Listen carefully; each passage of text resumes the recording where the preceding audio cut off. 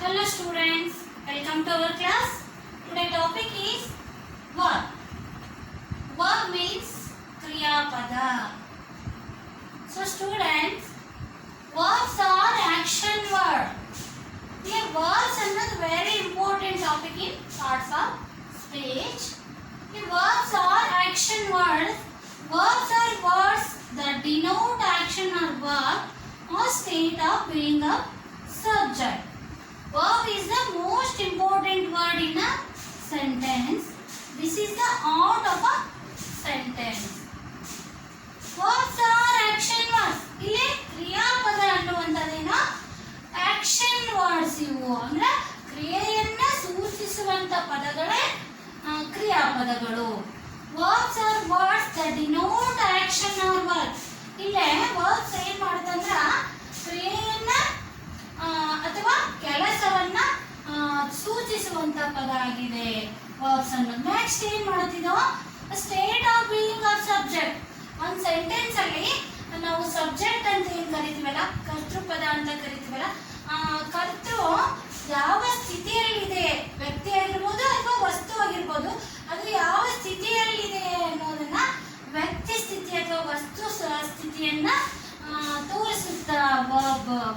Next ಆ sentence ವರ್ತಮಾನದಲ್ಲಿದೆಯೋ ಅಥವಾ ಭೂತಕಾಲದಲ್ಲಿದೆಯೋ ಅಥವಾ ಭವಿಷ್ಯತ್ present or past or future tense ಅಲ್ಲಿ ಇದೆಯೋ ಅನ್ನೋದನ್ನ ಟೋಟಲ್ ಆಗಿ ಆ ವಾಕ್ಯ ಯಾವ ಕಾಲದಲ್ಲಿದೆ ಅನ್ನೋದನ್ನ ತೋರಿಸುವಂಥದ್ದು ಕೂಡ ವರ್ಬ್ ಆಗಿದೆ. So verb is the most important word in a sentence. ಆದ್ರಿಂದ ಈ ವರ್ಬ್ ಅನ್ನುವಂಥದ್ದು ಒಂದು ವಾಕ್ಯದಲ್ಲಿ ತುಂಬಾ ಮಹತ್ವಪೂರ್ಣ ಕೆಲಸವನ್ನ ನಿರ್ವಹಿಸ್ತದೆ ಅಂತಾನೆ ಹೇಳ್ಬೋದು. This is the heart of a sentence ಅಂತಾನು ಕರೀತಾರ.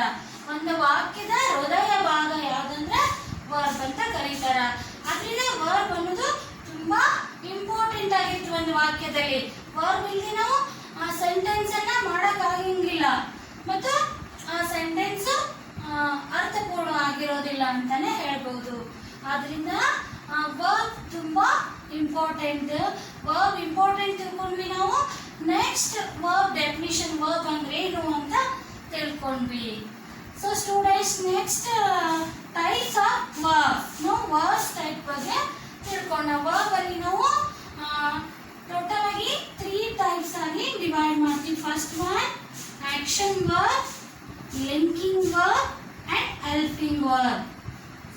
ಆಕ್ಷನ್ ವರ್ಬ್ ಮೀನ್ಸ್ ಇದು ಕ್ರಿಯೆಯನ್ನ ಸೂಚಿಸುತ್ತ ವ್ಯಕ್ತಿ ಅಥವಾ ವಸ್ತುವಿನ ಕ್ರಿಯೆ ಏನ್ ನಡೆದಿದೆ ಅನ್ನೋದನ್ನ ಸೂಚಿಸೋದು action verb. Next linking verb means subject ಏನಿರ್ತದಲ್ಲ ಒಂದು ಸೆಂಟೆನ್ಸ್ ಅಲ್ಲಿ, ಕರ್ತೃಪದ ಏನಿರ್ತದ ಆ ಕರ್ತೃಪದ ಮತ್ತು ವಾಕ್ಯದ ಆಬ್ಜೆಕ್ಟ್ ಪ್ಲೇಸ್ ಅಲ್ಲಿ ಏನಿರ್ತದ adjective or noun or pronoun ಏನಿರುತ್ತ ಅದು ಸಬ್ಜೆಕ್ಟ್ಗೆ ಮತ್ತು ಕೊನೆಯಲ್ಲಿರುವಂತ ಅಡ್ಜೆಕ್ಟಿವ್ಗೆ ಏನ್ ಲಿಂಕ್ ಇದೆ ಅನ್ನೋದನ್ನ ತೋರಿಸುವಂಥದ್ದು linking verb. Next last one helping verb. Helping verb means ಈ ಒಂದು ಸೆಂಟೆನ್ಸ್ ಅಲ್ಲಿ ಮೇನ್ ವರ್ಬ್ ಜೊತೆಗೆ ಹೆಲ್ಪಿಂಗ್ ವರ್ಬ್ ಕೂಡ ಕೆಲಸ ಮಾಡುತ್ತೆ. ಮೇನ್ ವರ್ಬ್ಗೆ ಸಹಾಯಕಾರಿಯಾಗಿರುವಂತ ವರ್ಬ್ ಅಂತಾನೆ ಹೇಳ್ಬೋದು ಇದನ್ನ. ಹೀಗೆ ನಾವು ವರ್ಬ್ ಅಲ್ಲಿ 3 ಟೈಪ್ಸ್ ಆಗಿ ಡಿವೈಡ್ ಮಾಡ್ತೀವಿ. ಈಗ ಒಂದೊಂದನ್ನ ನೋಡೋಣ. First one action verb. Action verbs are words that express action or verb. ಇಲ್ಲಿ ನೋಡಿ action verbs ಅಂದ್ರೆ action verbs ಅನ್ನುವಂತ ಶಬ್ದ ಏನ್ ಮಾಡುತ್ತ ಕ್ರಿಯೆ ಅಥವಾ ಕೆಲಸವನ್ನ ಎಕ್ಸ್ಪ್ರೆಸ್ ಮಾಡುತ್ತ. ಅಲ್ಲಿ ನಡೆದಿರುವಂತ ವಾಕ್ಯದಲ್ಲಿ ವ್ಯಕ್ತಿ ಮಾಡುವಂತ ಕ್ರಿಯೆ ಅಥವಾ ಕೆಲಸವನ್ನ ಸೂಚಿಸುತ್ತ ಅಂತ ವರ್ಡ್ಸ್ಗೆ ನಾವು ವರ್ಬ್ ಅಂತ ಕರಿತೀವಿ. For example give, eat, walk, drink, catch. Give ಕೊಡು, ತಿನ್ನು, ನಡೆ, ಕುಡಿ, ಕ್ಯಾಚ್ ಹಿಡಿ, ಹಿಡಿ ಅನ್ನುವಂಥದ್ದು. ಇವೆಲ್ಲ ನೀವು ವರ್ಬ್ಸ್. ಇವು ಪ್ರತಿಯೊಂದು ಕ್ರಿಯೆಯನ್ನ ಸೂಚಿಸುವಂತ ಪದಗಳು. ಇಲ್ಲಿ ಒಂದು 5 ಸೆಂಟೆನ್ಸ್ ಕೊಟ್ಟಿವಿ ನೋಡಿ. Samarth eats apple daily. Samarth ಏನ್ ಮಾಡ್ತಾರೆ, ಡೈಲಿ ಒಂದೊಂದು ಆಪಲ್ ನ ತಿನ್ನುತ್ತಾನೆ. ಈ ಸಮರ್ಥ ಏನ್ ಮಾಡ್ತಾನ? ಆಪಲ್ ನ ತಿನ್ನುತ್ತಾನೆ. ಇಲ್ಲಿ ಸಮರ್ಥ ಏನು ಕ್ರಿಯೆಯನ್ನ ಮಾಡುತ್ತಾನ ಅನ್ನೋದನ್ನು ಸೂಚಿಸುತ್ತಲ್ಲ, ಆ ಪದವೇ ಕ್ರಿಯಾಪದ. ಇಲ್ಲಿ ಈಟ್ಸ್ ಅನ್ನುವಂಥದ್ದೇನು? ಕ್ರಿಯಾಪದ. ಸಮರ್ಥ ಅನ್ನುವಂಥದ್ದು ಏನಿದು? ನೌನ್, ವ್ಯಕ್ತಿ ಹೆಸರು. ಆ ವ್ಯಕ್ತಿ ಏನ್ ಕ್ರಿಯೆ ಮಾಡ್ತಾನೆ ಅಂತ ಹೇಳುತ್ತಲ್ಲ, ಅದೇ ವರ್ಬ್. ಈ ಸೆಂಟೆನ್ಸ್ ಅಲ್ಲಿ ಈಟ್ಸ್ ಅನ್ನುವಂಥದ್ದು ಏನಾಯ್ತು? Action verb. ಇದು ಆ ವ್ಯಕ್ತಿ ಮಾಡುವಂತ ಕ್ರಿಯೆಯನ್ನ ಹೇಳುತ್ತಲ್ಲ, ಆದ್ರಿಂದ ಈಟ್ಸ್ ಅನ್ನುವಂಥದ್ದೇನು? Action verb. Second one, Vinay drinks milk regularly. ಇಲ್ಲಿ ವಿನಯ್ ಏನ್ ಮಾಡ್ತಾನ? ಮಿಲ್ಕ್ ಅನ್ನ ರೆಗ್ಯುಲರ್ ಆಗಿ ತಪ್ಪದೆ ಡ್ರಿಂಕ್ಸ್ ಮಾಡ್ತಾನ, ಕುಡಿತಾನ. ವಿನಯ್ ಮಿಲ್ಕ್ ಅನ್ನ ತಪ್ಪದೆ ದಿನಾಲು ಆ ಮಿಲ್ಕ್ ಅನ್ನ ಕುಡಿತಾನ. ಈ ವಿನಯ್ ಮಾಡುವಂತ ಕ್ರಿಯೆ ಏನಿಲ್ಲ ಅಂದ್ರ ಹಾಲನ್ನ ಕುಡಿತಾನ. ಕುಡಿ ಅನ್ನುವಂಥದ್ದು ಏನಾಗುತ್ತಿಲ್ಲ? Verb. Next third one, Venu catch the ball. Venu ಏನ್ ಕೆಲಸ ಮಾಡತ್ತಾನಂದ್ರ ಬಾಲ್ ಅನ್ನ ಕ್ಯಾಚ್ ಮಾಡತ್ತಾನ, ಬಾಲ್ ಅನ್ನ ಕ್ಯಾಚ್ ಹಿಡಿಯತ್ತಾನ. ಇಲ್ಲಿ ಕ್ಯಾಚ್ ಅನ್ನುವಂಥದ್ದು ಏನಿಲ್ಲ? ವರ್ಬ್. ವೇಣು ಮಾಡುವಂತ ಕ್ರಿಯೆಯನ್ನ ಸೂಚಿಸುವ ಪದ ಯಾವುದಿಲ್ಲ? ಕ್ಯಾಚ್ ಅನ್ನುವಂಥದ್ದು. ಇದು action verb. Bhoomika sings the song. ಇಲ್ಲಿ ಭೂಮಿಕಾ ಏನ್ ಮಾಡತ್ತಾಳ? ಹಾಡನ್ನ ಹಾಡುತ್ತಾಳೆ. ಭೂಮಿಕಾ ಹಾಡನ್ನ ಹಾಡುತ್ತಾಳೆ. ಹಾಡುತ್ತಾಳೆ ಅಂತ ಹೇಳುತ್ತಲ್ಲ, ಅದು ಕ್ರಿಯೆ. ಭೂಮಿಕಾ ಮಾಡುವಂತ ಕೆಲಸ ಅಥವಾ ಕ್ರಿಯೆಯನ್ನ ಸೂಚಿಸುವ ಪದ ಯಾವುದು? ವರ್ಬ್. ಇಲ್ಲಿ ಈ ಸೆಂಟೆನ್ಸ್ ಅಲ್ಲಿ ವರ್ಬ್ ಯಾವ್ದಂದ್ರ ಸಿಂಗ್ಸ್ ಅನ್ನುವಂಥದ್ದು verb. Next fifth one sentence ನೋಡ್ರಿ, ಅಮೃತ ರೈಟ್ಸ್ ದ ಲೆಸನ್. ಇಲ್ಲಿ ಅಮೃತ ಏನ್ ಮಾಡತ್ತಾಳ? ಪಾಠವನ್ನ ಬರೆಯುತ್ತಾಳೆ. Amrutha writes the lesson. Amrutha ಪಾಠವನ್ನ ಬರೆಯುತ್ತಾಳೆ. ಅಮೃತ ಮಾಡುವ ಕ್ರಿಯೆ ಏನಿಲ್ಲ? ಬರೆಯುತ್ತಾಳೆ ಅನ್ನುವಂಥದ್ದು. ಅಮೃತ ಪಾಠವನ್ನ ಬರೆಯುತ್ತಾಳೆ. ಇಲ್ಲೇ ಸಬ್ಜೆಕ್ಟ್ ಏನಿದೆ? ಅಮೃತ. ಸಬ್ಜೆಕ್ಟ್ ಮಾಡುವ ಕ್ರಿಯೆ ಏನಿದೆ? ಬರೆ. ಸಬ್ಜೆಕ್ಟ್ ಮಾಡುವ ಕ್ರಿಯೆಯನ್ನ ತೋರಿಸೋದೇನು? ಆಕ್ಷನ್ ವರ್ಬ್ ಅಂತ ಕರಿತೀವಿ. ನಿಮ್ಗೆ ಅರ್ಥ ಆಗಿದೆ ಅನ್ಕೋತೀನಿ. ಆಕ್ಷನ್ ವರ್ಬ್ ಅಂದ್ರೆ ಸಬ್ಜೆಕ್ಟ್ ಪ್ಲೇಸ್ ಅಲ್ಲಿ ವ್ಯಕ್ತಿ ಇರ್ಬೋದು, ವಸ್ತು ಇರ್ಬೋದು, ಅವರು ಮಾಡುವಂತ ಕ್ರಿಯೆ ಅಥವಾ ಕೆಲಸವನ್ನ ತೋರಿಸುವ ಪದವೇ ಕ್ರಿಯಾಪದ. ಅದರಲ್ಲೇ ಆಕ್ಷನ್ ವರ್ಬ್ ಅಂತ ನಾವು ಗುರುತಿಸ್ತೀವಿ. In second one linking verb ನೋಡೋಣ. Second one linking verb. A linking verb connect the subject of a sentence to a noun or adjective. ಈ ಲಿಂಕಿಂಗ್ ವರ್ಬ್ ಏನ್ ಮಾಡುತ್ತಾ? The subject of a sentence to a noun or adjective.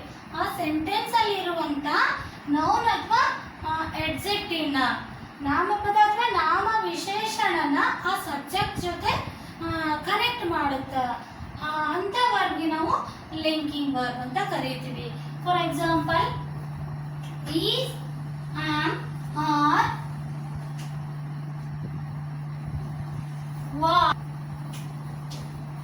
was, were, being, become, look, sound, smell, feel, taste. ಇವೆಲ್ಲ ಏನಪ್ಪಾ ಅಂದ್ರ linking verbs. ಇವು is, am, are, was, were ಇವು helping verb ಆಗಿ ಕೆಲಸ ಮಾಡ್ತಾವು. ಕೆಲವು ಸರಿ ಲಿಂಕಿಂಗ್ ವರ್ಬ್ ಆಗಿ ಕೂಡ ಕೆಲಸ ಮಾಡ್ತಾವು. Is, am, are, was, were. ಆಮೇಲೆ be, being, become, look, sound, smell, feel, taste ಇವೆಲ್ಲ ಮೇನ್ ವರ್ಬ್ ಅಲ್ಲಿ ಇವು ಲಿಂಕಿಂಗ್ ವರ್ಬ್ ಆಗಿ ಕೆಲಸ ಮಾಡ್ತಾವು. ಇಂಪಾರ್ಟೆಂಟ್ ಥಿಂಗ್ ಏನಂದ್ರ ಒಂದು ವಾಕ್ಯದಲ್ಲಿರುವಂತ ಸಬ್ಜೆಕ್ಟ್ ಅಂಡ್ ಅಡ್ಜೆಕ್ಟಿವ್ ಏನಿರುತ್ತಲ್ಲ, ಆ ಎರಡನ್ನು ಕನೆಕ್ಟ್ ಮಾಡುವಂತ ಕ್ರಿಯೆ ಮಾಡುವಂತ ಲಿಂಕಿಂಗ್ ವರ್ಬ್ ಅಂತ ಹೇಳ್ತೀವಿ ನಾವು. ಫಾರ್ ಎಕ್ಸಾಂಪಲ್, ಫಸ್ಟ್ ಸೆಂಟೆನ್ಸ್ ನೋಡಿ, ದ ಫುಡ್ ಟೇಸ್ಟ್ ಡೆಲಿಸಿಯಸ್. ಈ ದ ಫುಡ್ ಅನ್ನುವಂಥದ್ದು ಏನಿದೆ? ಸಬ್ಜೆಕ್ಟ್. ಈ ಸೆಂಟೆನ್ಸ್ ಅಲ್ಲಿ ದ ಫುಡ್ ಅನ್ನುವಂತ ಸಬ್ಜೆಕ್ಟ್. ಫುಡ್ ಹೇಗಿದೆ? ಡೆಲಿಸಿಯಸ್ ಆಗಿದೆ. ಫುಡ್ ರುಚಿಕರವಾಗಿದೆ. ಆ ಸಬ್ಜೆಕ್ಟ್ ಮತ್ತು ಡೆಲಿಸಿಯಸ್ ಅನ್ನುವಂಥದ್ದು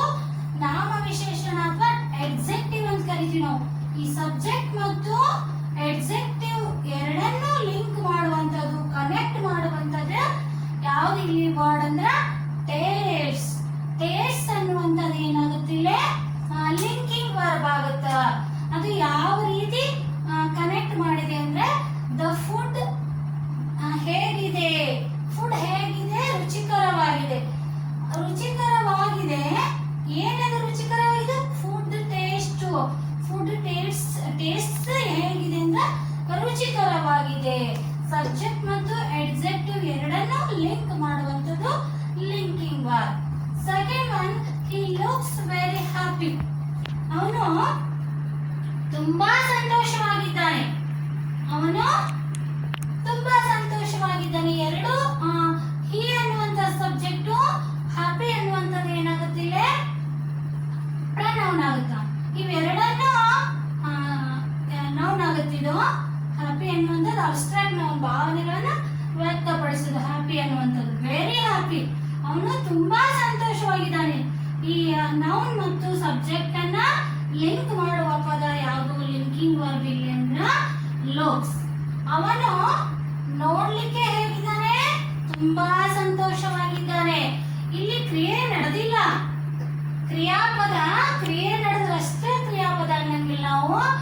ಇಲ್ಲಿ ವ್ಯಕ್ತಿ ಅಥವಾ ವಸ್ತುವಿನ ಸ್ಥಿತಿ ಹೇಗಿದೆ, ವಸ್ತು ಸ್ಥಿತಿ ಅಥವಾ ವ್ಯಕ್ತಿ ಸ್ಥಿತಿ ಹೇಗಿದ್ದಾನೆ ಅಂತ ತೋರಿಸುತ್ತಲ್ಲ, ಆ ಪದವು ಕೂಡ ಲಿಂಕಿಂಗ್ ವರ್ಬ್ ಆಗುತ್ತೆ. ಆಕ್ಷನ್ ವರ್ಬ್ ಅಂದ್ರ ವ್ಯಕ್ತಿ ಅಥವಾ ವಸ್ತು ಮಾಡುವಂತ ಕೆಲಸವನ್ನ ತೋರಿಸುವಂತ ಪದ ಆಕ್ಷನ್ ವರ್ಬ್. ಆದ್ರೆ ಲಿಂಕಿಂಗ್ ವರ್ಬ್ ಕೆಲಸ ಏನಪ್ಪಾ ಅಂದ್ರ ಆ ವಾಕ್ಯದಲ್ಲಿರುವಂತ ವ್ಯಕ್ತಿ ಯಾವ ಸ್ಥಿತಿಯಲ್ಲಿದ್ದಾನೆ ಅಂತ ತೋರಿಸುತ್ತಲ್ಲ, ಸಂತೋಷವಾಗಿದ್ದಾನೋ ದುಃಖದಲ್ಲಿದ್ದಾನೋ ಅಂತ ಹೇಳುತ್ತಲ್ಲ. ಈ ವಾಕ್ಯದಲ್ಲಿ ನೋಡಿ, ಆ ವ್ಯಕ್ತಿ ತುಂಬಾ ಸಂತೋಷವಾಗಿದ್ದಾನೆ ಅನ್ನುವಂಥದ್ದನ್ನ ತೋರಿಸುತ್ತೆ. ಯಾವುದು? ಲುಕ್ಸ್ ಅನ್ನುವಂಥದ್ದು. ಅವನು ನೋಡಲು ತುಂಬಾ ಸಂತೋಷವಾಗಿ ಕಾಣ್ತಾ ಇದ್ದಾನೆ. ಇಲ್ಲಿ ಲುಕ್ಸ್ ಅನ್ನುವಂಥ ಪದ ಏನಾಯ್ತು? ಲಿಂಕಿಂಗ್ ವರ್ಬ್ ಆಯ್ತು. ನೆಕ್ಸ್ಟ್ ಥರ್ಡ್ ಸೆಂಟೆನ್ಸ್ ನೋಡಿ, your name sounds good. Your name sounds good. ನಿನ್ನ ಹೆಸರು ಸೌಂಡ್ ಏನಿದೆ ಅಲ್ಲ, ಅದು ಕೇಳಲಿಕ್ಕೆ ತುಂಬಾ ಚೆನ್ನಾಗಿದೆ. ನಿಮ್ಮ ಹೆಸರು ತುಂಬಾ ಚೆನ್ನಾಗಿದೆ ಸೌಂಡ್ ಕೇಳಲಿಕ್ಕೆ. ಇಲ್ಲಿ ನೇಮ್, ಯುವರ್ ನೇಮ್ ಬಂದು ಸಬ್ಜೆಕ್ಟ್, ಇಲ್ಲಿ ಗುಡ್ ಅನ್ನುವಂಥದ್ದು ಆಡ್ಜೆಕ್ಟಿವ್. ಯುವರ್ ನೇಮ್ ಅಂಡ್ ಗುಡ್ ಎರಡನ್ನೂ ಲಿಂಕ್ ಮಾಡುವಂತ ಪದ ಯಾವ್ದಾಗುತ್ತಿಲ್ಲ? ಸೌಂಡ್ಸ್. ಸೌಂಡ್ಸ್ ಅನ್ನೋದು ಕೂಡ ಏನಿಲ್ಲ, ಲಿಂಕಿಂಗ್ ವರ್ಬ್. ಮೇಘನಾ ಈ ಸ್ಮಾರ್ಟ್ ಗರ್ಲ್. ಈ ಸ್ಮಾರ್ಟ್ ಗರ್ಲ್ ಅನ್ನುವಂಥದ್ದೇನು? ಸ್ಮಾರ್ಟ್ ಅನ್ನುವಂಥದ್ದು ಆಡ್ಜೆಕ್ಟಿವ್. ಈ ಸ್ಮಾರ್ಟ್ ಗರ್ಲ್ ಯಾರು? ಮೇಘನಾ. ಮೇಘನಾ ಸ್ಮಾರ್ಟ್ ಗರ್ಲ್, ಸುಂದರವಾದ ಹುಡುಗಿ ಇರುತ್ತಾಳೆ ಅಂತ ಹೇಳ್ತೀವಲ್ಲ, ಇದು ಈಸ್ ಅನ್ನುವಂಥದ್ದು ಬಿ ಪದದ ಅದೇ ಅರ್ಥವನ್ನ ಕೊಡ್ತದ. ಇರುತ್ತದೆ, ಇರುತ್ತಾನೆ, ಇರುತ್ತಾಳೆ ಅಂತ ಹೇಳುವಂತ ಪದ ಇದು ಈಸ್. ಇಲ್ಲಿ ಲಿಂಕಿಂಗ್ ವರ್ಬ್ ಆಗಿ ನಾವು ಯೂಸ್ ಮಾಡಿದ್ವಿ. ಮೇನ್ ವರ್ಬ್ ಇಲ್ಲ. ಮೇಘನಾ ಏನ್ ಕೆಲಸ ಮಾಡತ್ತಾಳ, ಏನ್ ಕ್ರಿಯೆ ನಡೆದಂತ ತೋರಿಸ್ಲಿಕ್ಕತ್ತಿಲ್ಲ. ಮೇಘ ಹೇಗಿದ್ದಾಳೆ ಅಂತ ವ್ಯಕ್ತಿ ಸ್ಥಿತಿಯನ್ನ ತೋರಿಸುತ್ತಲ್ಲ, ಅದು ಲಿಂಕಿಂಗ್ ವರ್ಬ್. ಮೇಘನಾ ಹೇಗಿದ್ದಾಳೆ? ಸ್ಮಾರ್ಟ್ ಆಗಿದ್ದಾಳೆ. ಮೇಘನಾ ಎಂತ ಹುಡುಗಿ? ಸುಂದರವಾದ ಹುಡುಗಿ. ಇವೆರಡನ್ನ ಲಿಂಕ್ ಮಾಡುವ ಪದ ಏನಿದು? ಈಸ್ ಅನ್ನುವಂಥದ್ದು linking verb. Next fifth one, I am a teacher. ನಾನು ಒಬ್ಬ ಶಿಕ್ಷಕಿ. ನಾನು ಅನ್ನುವಂಥದ್ದು ಇದು ಟೀಚರ್ ಅನ್ನುವಂಥದ್ದೇನೋ ಕಾಮನ್ ನೌನ್. ಸಬ್ಜೆಕ್ಟ್ ಮತ್ತು ನೌನ್ ಅನ್ನ ಎರಡನ್ನ ಲಿಂಕ್ ಮಾಡುವಂತ ಪದ ಯಾವುದಿಲ್ಲ ಅಂದ್ರ ಆಮ್ ಅನ್ನುವಂಥದ್ದು ಲಿಂಕಿಂಗ್ ವರ್ಬ್ ಆಗಿ ಕೆಲಸ ಮಾಡುತ್ತೆ. I am a teacher. ನಾನು ಮತ್ತು ಶಿಕ್ಷಕಿ ಅನ್ನೋ ಪದವನ್ನ ಜೋಡಿಸುತ್ತಲ್ಲ, ಲಿಂಕ್ ಮಾಡುತ್ತಲ್ಲ, ಆಮ್ ಅನ್ನುವಂತ ಪದ ಅದು ಲಿಂಕಿಂಗ್ ವರ್ಬ್. ಅದರ ಅರ್ಥ ನಾನು ಒಬ್ಬ ಶಿಕ್ಷಕಿ ಇರುತ್ತೇನೆ, ಇರುತ್ತಾಳೆ ಅಂತ ಅನ್ಲಿಕ್ಕೆ is, am, are, was, were ಅನ್ನ ಯೂಸ್ ಮಾಡ್ತೀವಿ. ಅದೇ ರೀತಿ ಅದರ ಟೇಸ್ಟ್ ಹೆಂಗಿದೆ, ಆ ಫುಡ್ ವಸ್ತು ಸ್ಥಿತಿ ಹೇಗಿದೆ, ಅವನ್ನ ನೋಡ್ಲಿಕ್ಕೆ ಹೇಗಿದ್ದಾನೆ, ಸಂತೋಷವಾಗಿದ್ದಾನ ಅಂತ ತೋರಿಸುತ್ತ. ಇಲ್ಲೇ ಅವರ ನೇಮ್ ಏನಿದೆ, ಅವಳ ನೇಮು ಕೇಳಲಿಕ್ಕೆ ತುಂಬಾ ಚೆನ್ನಾಗಿದೆ. ಸೌಂಡ್ಸ್ ಅನ್ನುವಂಥದ್ದು ಪದ ಎರಡು ಸಬ್ಜೆಕ್ಟ್ ಮತ್ತು ಆಡ್ಜೆಕ್ಟಿವ್ ನ ಲಿಂಕ್ ಮಾಡುತ್ತಾ. ಹೀಗಾಗಿ ಇಲ್ಲಿ taste, looks, sounds, is, am ಇವೆಲ್ಲ ಏನಾಗ್ತಾವು? ಲಿಂಕಿಂಗ್ ವರ್ಬ್ ಆಗಿ ಕೆಲಸ ಮಾಡ್ತಾವು. ವರ್ಬ್ ಅಲ್ಲಿ ನಾವು ಆಕ್ಷನ್ ವರ್ಬ್ ತಿಳ್ಕೊಂಡ್ವಿ. ಆಕ್ಷನ್ ವರ್ಬ್ ಮೀನ್ಸ್ ಆ ವ್ಯಕ್ತಿ ಅಥವಾ ವಸ್ತು ಅಥವಾ ಸಬ್ಜೆಕ್ಟ್ ಏನಿರುತ್ತಲ್ಲ ಅದು ಮಾಡುವಂತ ಕ್ರಿಯೆ ಅಥವಾ ಕೆಲಸವನ್ನ ತೋರಿಸುತ್ತಾ, ಅದು action verb. Next linking verb ಏನಂದ್ರ ಸಬ್ಜೆಕ್ಟ್ ಆರ್ ಅಡ್ಜೆಕ್ಟಿವ್ ಏನ್ ಬರುತ್ತಲ್ಲ ಕೊನೆಗೆ, ಅವೆರಡು ಪದವನ್ನ ಜೋಡಣೆ ಮಾಡುವಂಥದ್ದು. ಆ ಸಬ್ಜೆಕ್ಟ್ ಅಲ್ಲಿರುವಂತ ವ್ಯಕ್ತಿ ಯಾವ ರೀತಿ ಇದ್ದಾನೆ ಅನ್ನುವಂಥದ್ದನ್ನ ತೋರಿಸ್ಕೊಡುವಂತ ಪದ ಲಿಂಕಿಂಗ್ ವರ್ಬ್ ಆಗುತ್ತೆ. In last one third one auxiliary verb ಅನ್ನೋದು ಅಥವಾ ಹೆಲ್ಪಿಂಗ್ ವರ್ಬ್ ಅಂತ ಕರಿತೀವಿ. ನೋಡೋಣ.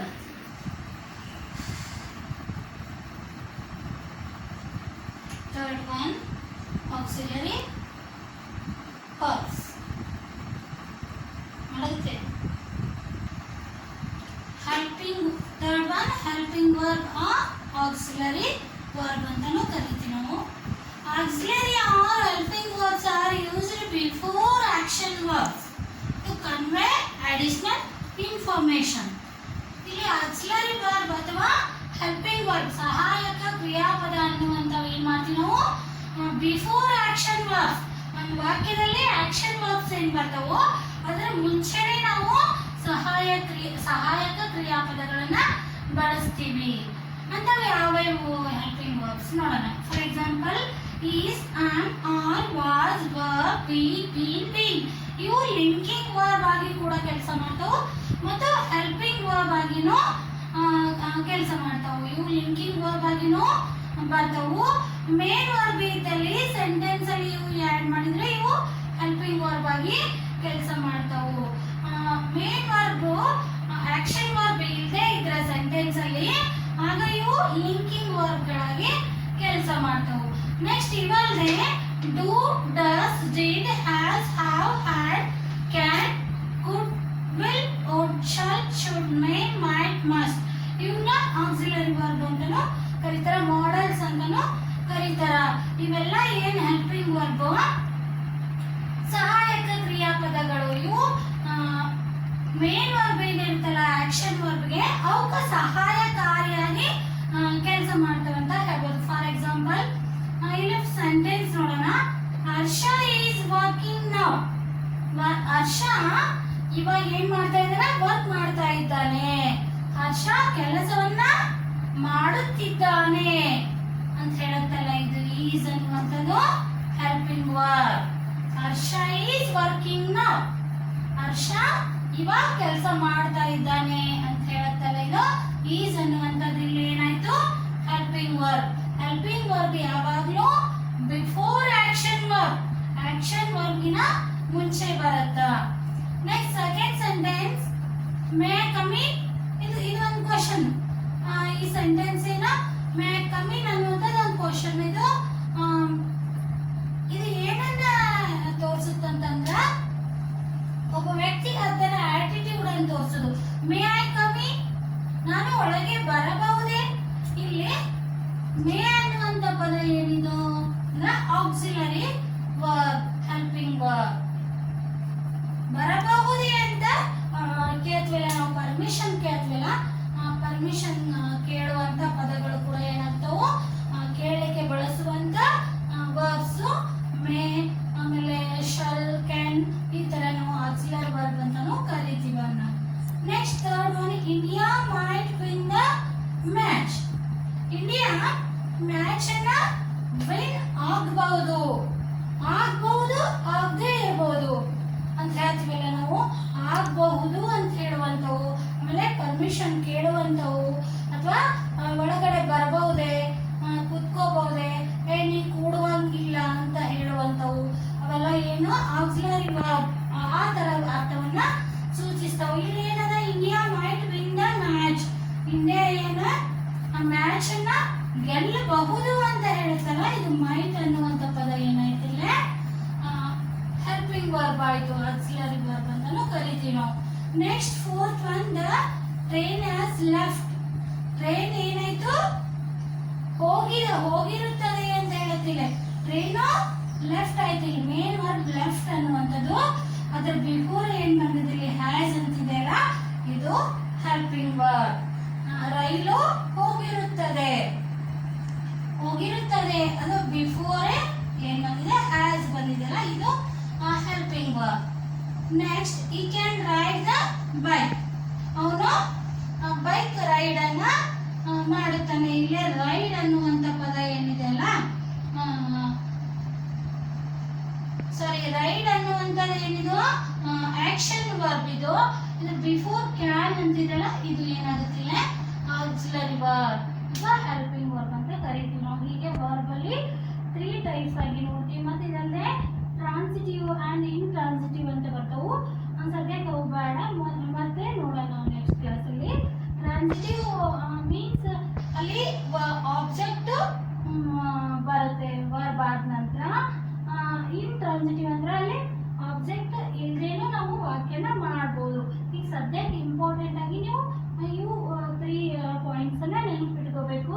ಫಸ್ಟ್ ಒನ್ ಬಂದು action verb, second one linking verb, third one helping verb ಅಂತ ನಾವು 3 ಟೈಪ್ ಆಗಿ ಡಿವೈಡ್ ಮಾಡ್ತೀವಿ. ಟೋಟಲ್ ಆಗಿ ವರ್ಬ್ ಅಂದ್ರೆ ಕ್ರಿಯಾಪದ. ನೆಕ್ಸ್ಟ್ ಪಾರ್ಟ್ಸ್ ಆಫ್ ಸ್ಪೀಚ್ ಅಲ್ಲಿ ನೆಕ್ಸ್ಟ್ ಟಾಪಿಕ್ ಬಂದು ಹೆಡ್ ವರ್ಬ್ ಬಗ್ಗೆ ತಿಳಿದುಕೊಳ್ಳೋಣ ನೆಕ್ಸ್ಟ್ ಕ್ಲಾಸಲ್ಲಿ. ಬಾಯ್.